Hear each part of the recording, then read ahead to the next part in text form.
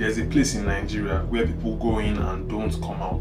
There's no address, there are no visiting hours, and they get no phone call. WAWA Barracks, officially called the Nigerian Army Cantonment, New Busa, is tucked 4 kilometers east of WAWA town, off an unmarked road between a village and an Air Force base, deliberately made difficult to find. Detainees arrive blindfolded, kilometers away from the gates, and when they leave, that is if they leave, they are blindfolded again. Many of them couldn't even tell you the directions to this place. Now, here's where Nigeria can't agree.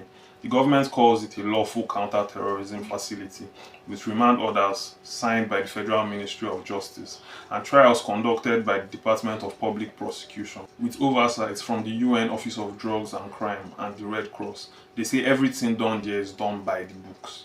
But lawyers who've tried to visit their clients there tell a different story.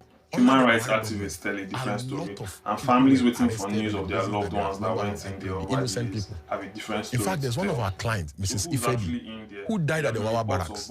She and her husband were arrested in their restaurant. The only reason that they were arrested under the Buhari. That's the official picture. But dig deeper and you find thief farmers from Benue State, rounded up after a militia leader named Ghana was reportedly executed on the site, even after he surrendered to the Nigerian army. You can also find young Igbo men and women, some arrested on the highway and some arrested after a security crackdown in Obibo, Rivers State. His men were taken to WAWA, and as of last reports, none of them have been released. One of them was arrested for having a tattoo, and another was arrested for having a beard. And you can find ordinary travelers there, people who simply went to Abuja to attend the court hearing of IPOP leader Nnamdi Kanu.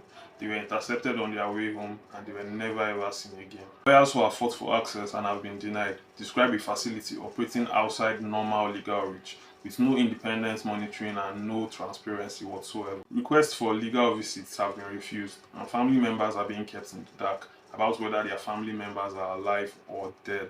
Survivors who have spoken to journalists describe beatings on arrival, people dying in detention from injuries and neglect, no medical care and background. He also describes psychological isolation so brutal that some detainees lose track of time entirely. They forget what day it is and how long they've been held there. Some have been there for over 8 years and they haven't been charged to court, and there is no explanation whatsoever. It reminds me of Guantanamo Bay, America's detention facility that operates on the same logic. Suspend the normal rules, label the detainees enemy combatants, hold them there indefinitely, and describe it as a national security necessity.